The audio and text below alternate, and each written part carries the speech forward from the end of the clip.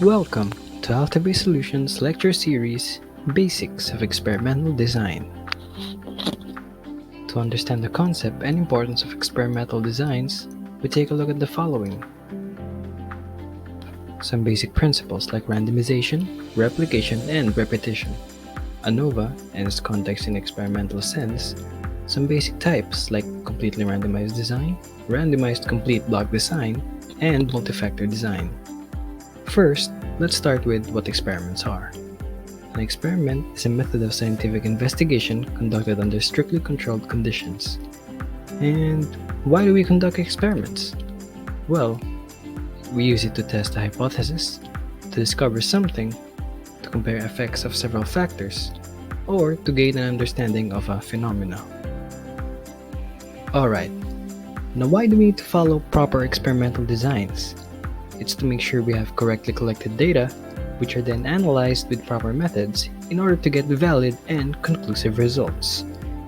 Moving over, we need to understand three basic concepts before conducting experiments: randomization, replication, and repetition. Let's take a look at them one by one. Randomization is assigning treatment where all experimental units are equally likely to receive a particular treatment. The randomization procedure is up to the experimenter. Replication is when an experimental treatment is repeated for a different experimental unit. This is somehow similar to increasing sample size for better results. And repetition is when experimental unit receives one or more treatment levels. For this lecture, we'll not dwell into repetition much because experiments done in repetitions or repeated measures design is a topic for another time. Let's move on to the famous ANOVA, or analysis of variance. What is it and how is it used in an experimental context? To put it simply, ANOVA is used to determine the effect of the factors controlled by the experimenter to the response being measured. For example, ANOVA can be used if we want to determine the effect of different types of fertilizer to the height of plants. This is its most basic application. As experiments become more complicated, the ANOVA setup gets more complicated as well. Now let's go to the first and most common type of design, the completely randomized design. Basically, we use it when we want to test the effect of one factor with three or more groups on one outcome variable. It's just important to remember that, as the name implies, randomization is required. And although it's not really necessary, more replicates tend to yield more conclusive results. Our example earlier of testing the effect of different types of fertilizers on the height of plants is also an example of completely randomized design, fixing of course all other possible factors like amount of water, sunlight, and type of soil.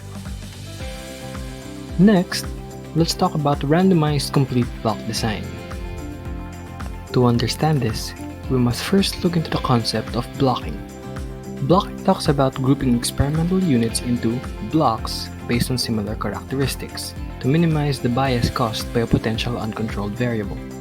Another reason to use blocking is when there are not enough subjects to perform the experiment when controlling for all other possible factors. Again, we try to control all other factors not under study to avoid possible bias on the outcome variable. And if not removed completely, the differences in the variable of interest cannot be solely attributed to the factors under study. Come to think of it, RCVD is just CRD plus blocking. In our example earlier, if we can't fix the type of soil the plants under study are planted in, we can just incorporate it in our design and use RCBD instead of CRD. Here, type of soil becomes our blocking variable, and we now only fix amount of water and sunlight. Lastly, we move to the more uncommon multi-factor design. It can be used when we want to test multiple factors with two or more groups each on one outcome variable. Usually, when we already have two factors we want to study, the more common approach is using two-way ANOVA. But that's not always the case. We can utilize the concept of treatment combinations and end up using just one-way ANOVA and apply the methods of CRD. Treatment combinations are just all possible combinations of all factors being studied.